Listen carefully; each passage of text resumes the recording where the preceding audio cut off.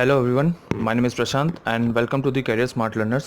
इस वीडियो में हम देखने वाले हैं थियरम 6.2। ठीक है, तो थियरम 6.2 देखने से पहले हम एक्सियम 6.3 एंड एक्सियम 6.4 देखेंगे। ठीक है, एक्सियम का मीनिंग क्या होता है, यहाँ पे मैंने मीनिंग लिखा हुआ है। It is a statement which we accept without any proof. ठीक है, ये आप यहाँ पे आपको स्टेटमेंट दिख रहे हैं दोनों, ये दोनों स्टेटमेंट हम बिना प्रूफ के एक्सेप्ट कर लेते हैं। ठीक है, और इसी का ही हम थियरम में यूज़ कर सकते हैं।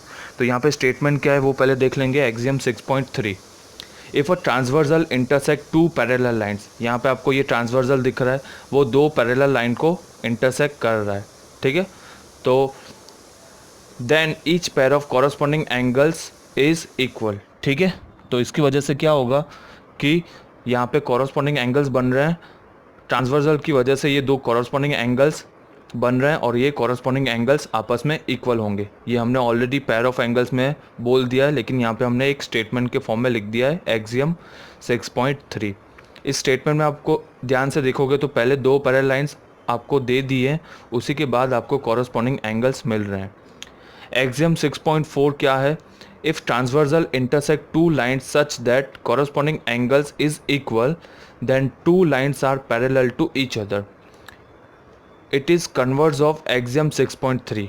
ठीक है, तो कन्वर्स का मीनिंग मैं आपको बता देता हूँ। कन्वर्स यानी आप एक्टिव वॉइस पैसिव वॉइस, जैसे इंग्लिश में आप करते हो एक्टिव वॉइस को पैसिव वॉइस में कन्वर्ट करते हो, वैसे ही आप ऐसे समझ सकते हो कि ये कन्वर्स है एक्सियम 6.3 का। ठीक है, मतलब आप उल्टा स्टेटमेंट बोल सकते हो। इस स्टेटमेंट में क्या है, पहले ऑलरेडी कॉरस्पॉन्डिंग एंगल इक्वल बोल दिए हैं और ये बोलने के बाद वो बोल रहे हैं कि पैरेलल लाइंस होगी तभी ये चीज़ वैलिड होगी। ठीक है, इस स्टेटमेंट में क्या बोल रहे थे कि दो पैरेलल लाइंस हैं और ट्रांसवर्सल इंटरसेक्ट होने की वजह से वहाँ पे दो कॉरस्पॉन्डिंग एंगल्स मिल रहे हैं आपको। तो पहले पैरेलल लाइंस आपको गिवन थी, उसी में से आपको कॉरस्पॉन्डिंग एंगल इक्वल हैं ऐसा बोला है। इस स्टेटमेंट में क्या है, पहले कॉरस्पॉन्डिंग एंगल बोल दिए हैं, तो कॉरस्पॉन्डिंग एंगल भी कभी बनेंगे जब पैरेलल लाइंस आपके पास होगी तभी ये वैलिड होगा। ठीक है, मतलब ये दोनों आपस में एक दूसरे के कन्वर्स आप बोल सकते हो। ठीक है, तो हम स्टार्ट कर रहे हैं थियरम 6.2। तो थियरम 6.2 पढ़ने से पहले ये दोनों चीज़ हमको पढ़नी थी, इसलिए मैंने यहाँ पे ये दिखा दिया आपको। ठीक है, ओके,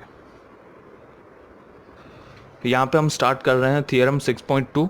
ठीक है, यहाँ पे स्टेटमेंट लिखा हुआ है, मैंने आगे की वीडियोस में भी आपको बताया है कि थियरम में सिर्फ आपको स्टेटमेंट गिवन होगा, उस स्टेटमेंट में से आपको एक फिगर बनानी होगी और उस फिगर में से आपको given to prove and then proof start करना होगा। ठीक है, तो यहाँ पे पहले स्टेटमेंट क्या है वो पढ़ लेते हैं। If a transversal intersect two parallel lines, then each pair of alternate interior angles is equal। ठीक है, हमने पेयर ऑफ एंगल्स में ऑलरेडी देख लिया है, लेकिन अब यहाँ पे हम थियरम की हेल्प से ये प्रूव करेंगे कि अल्टरनेट इंटीरियर एंगल्स क्यों इक्वल होते हैं। ठीक है, तो सबसे पहला काम क्या होता है थियरम में, स्टेटमेंट यहाँ पे ऑलरेडी गिवन है हमारे पास, स्टेटमेंट में से हम यहाँ पे एक फिगर बनाएंगे। ठीक है, फिगर गिवन नहीं होती, सिर्फ स्टेटमेंट गिवन होता है। ये बहुत जनों की भूल होती है कि फिगर गिवन नहीं, हम कैसे प्रूव करें। आपको सिर्फ स्टेटमेंट गिवन होगा, उसी स्टेटमेंट में से आपको फिगर बनाना है पहले। ठीक है, तो यहाँ पे हम फिगर बना रहे हैं, यहाँ पे मैंने फिगर बना दिया है, इसका हम नाम लिख देते हैं। ठीक है, ये दो लाइंस होगी, यहाँ पे दोनों लाइंस पैरेलल है।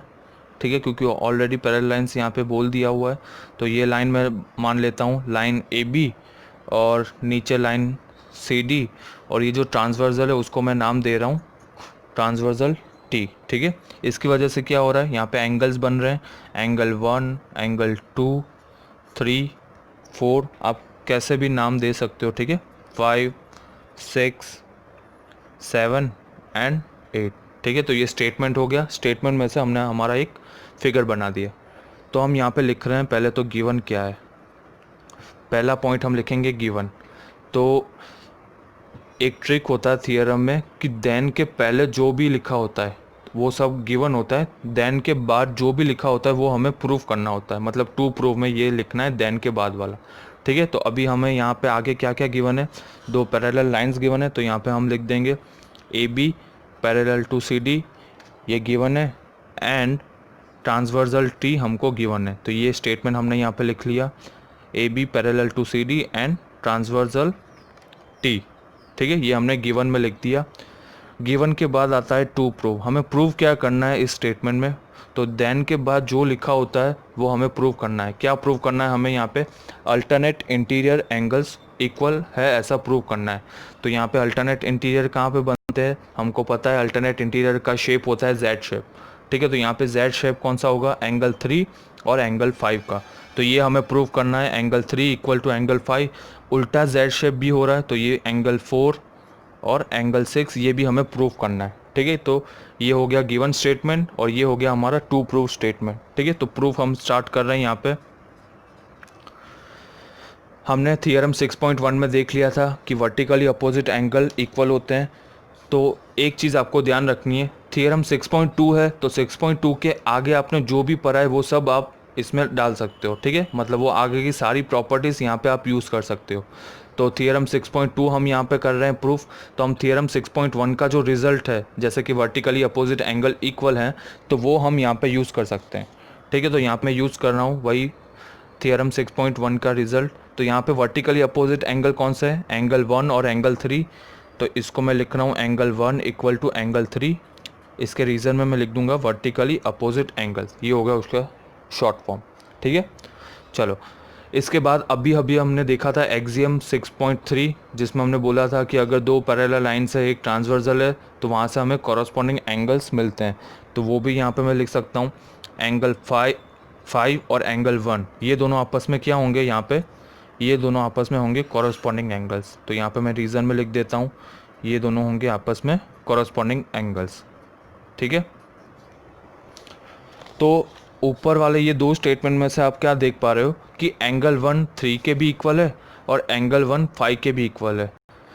तो अगर ये इसके इक्वल है, ये इसके भी इक्वल है, तो ये आपस में भी दोनों इक्वल होंगे, ठीक है ना। ये अब ये दो ऊपर के दो स्टेटमेंट है, इसमें से हम क्या बोल सकते हैं कि एंगल 3 और एंगल 5 भी आपस में इक्वल होगा। और ये क्या हो रहा है फिगर में आप देखोगे तो ये हो रहे हैं अल्टरनेट इंटीरियर एंगल्स, और ये हमने यहाँ पे प्रूफ किया।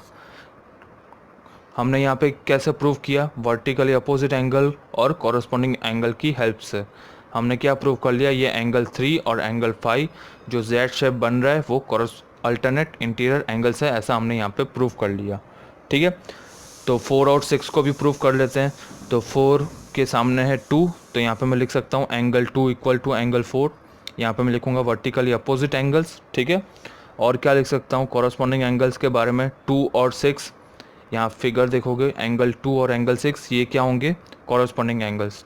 तो एंगल 2 इक्वल टू एंगल 6 ये हो जाएंगे आपके कॉरस्पॉन्डिंग एंगल्स, ठीक है।